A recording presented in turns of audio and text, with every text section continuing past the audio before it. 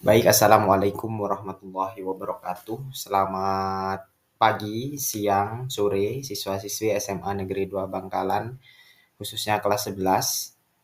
Kali ini saya akan mulai masuk pada bab 2 ya, yang seharusnya di semester ini memang, tapi kita agak telat mengawalinya karena kemarin saya berusaha untuk mengajak kalian praktek melakukan penelitian sosial sederhana. Meskipun belum selesai ya, apa yang sudah kalian lakukan itu baru sampai di tahap bab 3, yaitu merancang penelitian. Jadi kalian belum melakukan penelitian, tapi nanti melakukan penelitiannya berdasarkan apa yang sudah kalian rancang di bab ini. Jadi nanti apa yang sudah kalian rancang sebelumnya itu akan dilanjutkan setelah penjelasan materi di bab ini.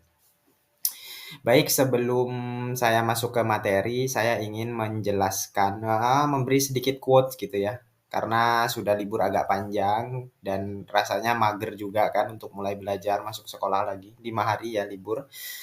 Jadi, selain itu ini quote juga masuk ke materi baru gitu ya. Di titik tertentu, belajar pasti terasa membosankan, tapi hasil buahnya sangat menyegarkan. Sungguh. Percayalah dan mari lewati rasa bosan itu. Ya, jadi saya merasa bahwa belajar itu pasti membosankan, itu pasti. Sekalipun itu pelajaran yang kita suka gitu ya. Saya suka sosiologi, tapi di titik tertentu pasti bosan juga gitu.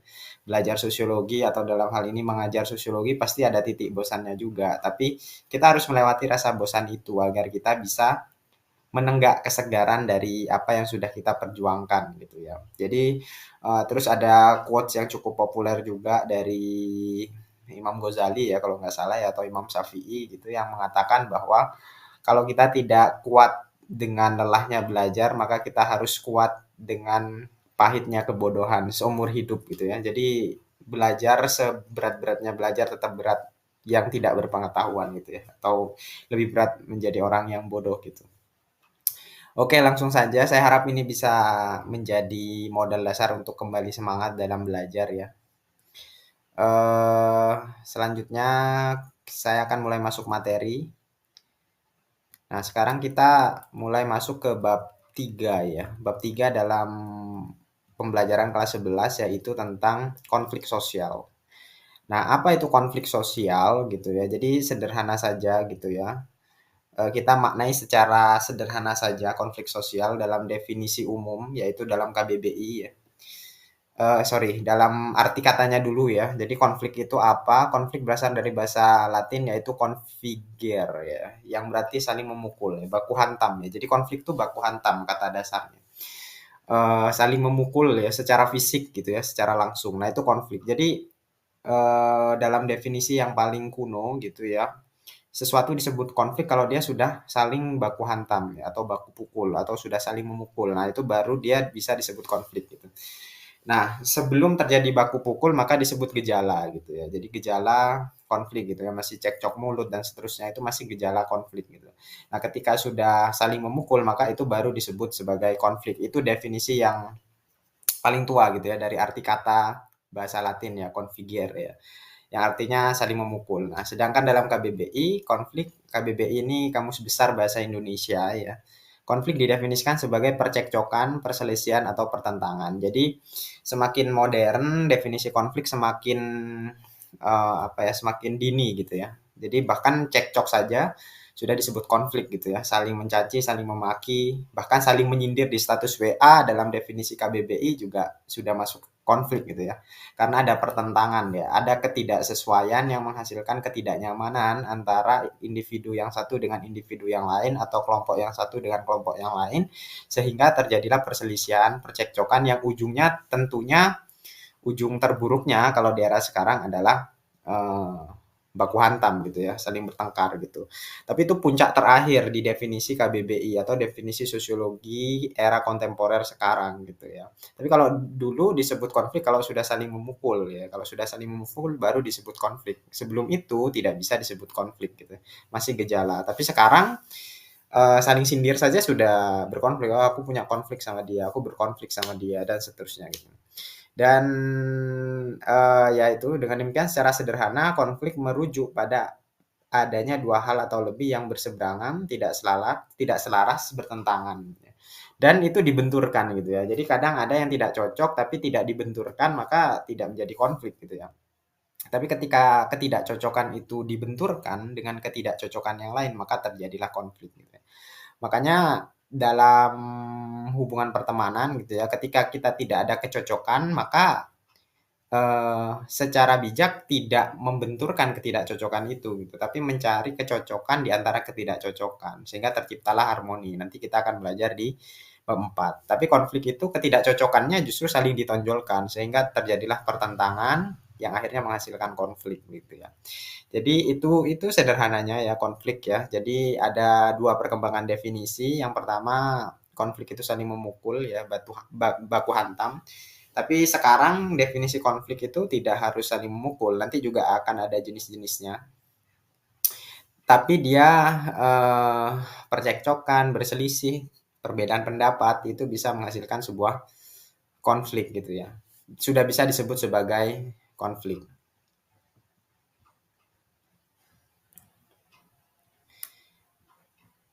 Nah, selanjutnya adalah menurut konflik dalam pengertian sosiolog. Nah, ini tugasnya ya. Jadi tugasnya pada pertemuan kali ini yang pertama adalah silakan kalian stabilo atau garis bawahi kata kunci dari setiap definisi sehingga kalian bisa mengertinya dengan mudah. Jadi silakan setiap tokoh ini kalian garis bawahi kata kunci definisi konflik menurut para tokoh, terus kalian buat kalimat kalian sendiri di sini. Konflik menurut kalian menggunakan kata kunci tokoh setiap tokoh ini ya. Berarti misalnya Surjono Sukanto.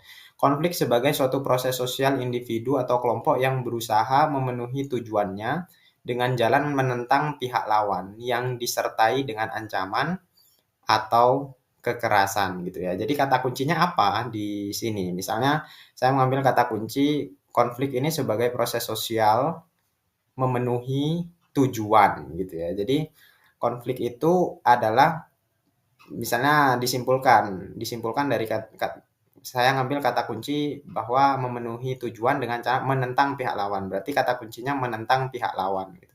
Nah, terus saya definisikan sendiri menurut Surjono Sukanto ini konflik adalah menentang pihak lawan untuk memenuhi kepentingan diri sendiri gitu ya. Jadi kita punya kepentingan yang tidak sesuai dengan kepentingan orang lain dan kita menentang kepentingan orang lain gitu. Nah, jadi ditulis di sini definisi kalian.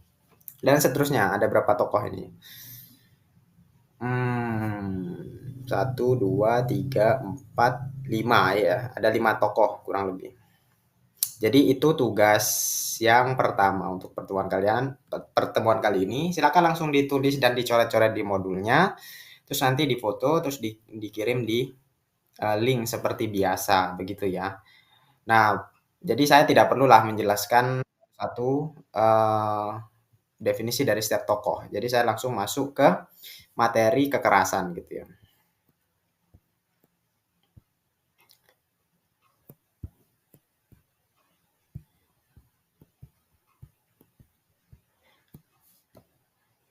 Oke. Jadi kita masuk di definisi saja dulu ya. Jadi kekerasan itu adalah konsekuensi dari konflik. Jadi konflik selalu berkaitan dengan kekerasan gitu ya.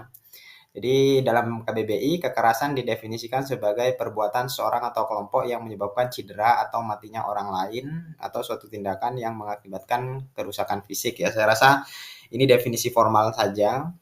Kalian sudah bisa membayangkan apa itu kekerasan gitu ya. Jadi kekerasan itu ya terjadinya sentuhan antara fisik dengan fisik yang dilakukan karena ada pertentangan atau cekcok gitu ya. Nah, dalam definisi KBBI ini sifatnya masih fisik ya. Nah, sedangkan ada beberapa kekerasan gitu ya. Ada kekerasan langsung, ada kekerasan tidak langsung gitu. Nah, tapi dalam definisi kekerasan KBBI saya rasa teman-teman sepakat gitu ya dan bisa dibayangkan kekerasan itu apa ya, menampar, memukul, menendang gitu ya. Itulah bentuk kekerasan dari yang merupakan produk dari konflik gitu ya. Jadi konflik selalu identik dengan kekerasan. Oke, berikutnya. Ya, saya rasa cukup ya. Ini untuk sampai ke siapa? kekerasan dalam pengertian sosiolog, terus kekerasan dalam kehidupan sehari-hari ini juga ya. Nah, kekerasan menurut sosiolog sebagai serangan atau penyalahgunaan fisik terhadap orang lain atau serangan, penghancuran, perusakan yang sangat keras, kasar, kejam, dan ganas. Ya, saya rasa teman-teman sudah bisa mengerti ya definisi kekerasan ya. Terus Johan Galtung, kekerasan sebagai penyebab perbedaan antara yang potensial dan yang aktual gitu ya. Jadi kayak adanya perbedaan gitu ya antara yang satu dengan yang lain gitu ya, pendapat yang satu dengan yang lain gitu ya. Misalnya yang satu mengatakan fakta, yang satu mengatakan asumsi atau mengatakan kecurigaan gitu. Nah, perbedaan-perbedaan ini sering menghadirkan kekerasan gitu ya. Kalau kalau kalian mengikuti kasus terbaru tentang pagar laut ya. Nah, pagar laut itu terjadi terjadi perdebatan gitu ya, terjadi konflik gitu karena eh, saling berebut mana informasi yang aktual, mana yang potensial gitu ya. Aktual itu artinya dia sudah terjadi gitu, sedangkan potensial itu dia kemungkinan akan terjadi, kemungkinan besar akan terjadi gitu. Jadi kayak misalnya siapa ya? Misalnya Haira gitu ya. Haira itu siswa SMA Negeri 2 Bangkalan. Nah, itu aktual ya, sesuatu yang aktual. Ya sekarang dia memang siswa SMA Negeri 2 Bangkalan. Sedangkan Haira itu potensial menjadi mahasiswa eh, Universitas Indonesia gitu misalnya.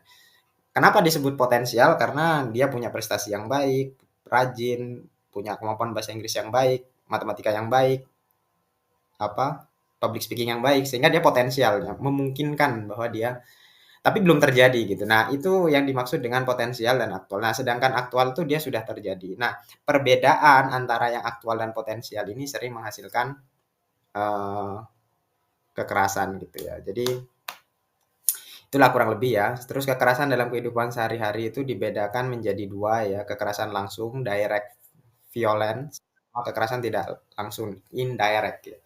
Nah, kekerasan langsung itu seperti apa? Ya memukul ya, baku hantam itu ya memukul, menendang, menampar. Sedangkan kekerasan tidak langsung itu menyindir gitu ya. Terus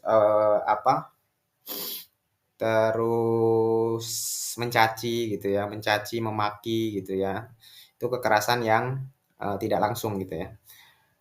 Tapi paling paling ideal sih menyindir ya, menyindir terus juga menghasut orang untuk melakukan kekerasan atau mensabotase apa yang kita miliki gitu. Itu kekerasan tidak langsung ya. Jadi itu kekerasan ya saya rasa tidak perlu terlalu panjang. Saya rasa kalian bisa membaca, menulis dan mengerti sendiri. Tinggal bagaimana kalian membuat definisi yang mudah kalian mengerti. Jadi secara sosiologis, kekerasan terjadi saat individu atau kelompok yang berinteraksi mengabaikan norma nilai sosial dalam mencapai tujuan masing-masing gitu ya. Jadi kayak merampok itu kan dia pasti melakukan kekerasan dan mengabaikan nilai dan norma, norma hukum semua diterabas gitu karena dia ingin mencapai tujuannya apa kekayaan gitu ya, mendapat uang dengan instan dan seterusnya gitu. Kayak misalnya konflik di Migacoan gitu ya. Meskipun dia tidak berujung kekerasan, tapi berpotensi terjadi kekerasan karena perebutan lahan parkir gitu. Karena ada kepentingan di sana dan mengabaikan nilai dan norma gitu. Jadi ya begitulah kurang lebih ya. Eh, apa namanya terkait konflik dan kekerasan. Nah, silakan untuk materi berikutnya ya. Teori kekerasan ini ya, teori kekerasan, terus faktor penyebab konflik itu dibaca secara mandiri, ditelusuri informasinya secara mandiri, dan kalau ada yang mau ditanyakan dan harus ada yang ditanyakan, itu di list ya, di list di grup, paling tidak satu pertanyaan untuk 2 orang per bangku. Jadi satu bangku membaca keseluruhan materi konflik dan kekerasan ini, terus merumuskan satu pertanyaan yang di list di grup. Gitu. Nah nanti pertanyaan-pertanyaan itu akan saya jawab di video berikutnya gitu ya. Di materi penjelasan berikutnya. Jadi materi penjelasan berikutnya adalah menjawab pertanyaan dari kalian yang menelusuri materi konflik dan kekerasan. Itu. Jadi tugasnya ada dua. Yang pertama adalah menggarisbawahi atau menstabilo definisi konflik menurut sosiolog.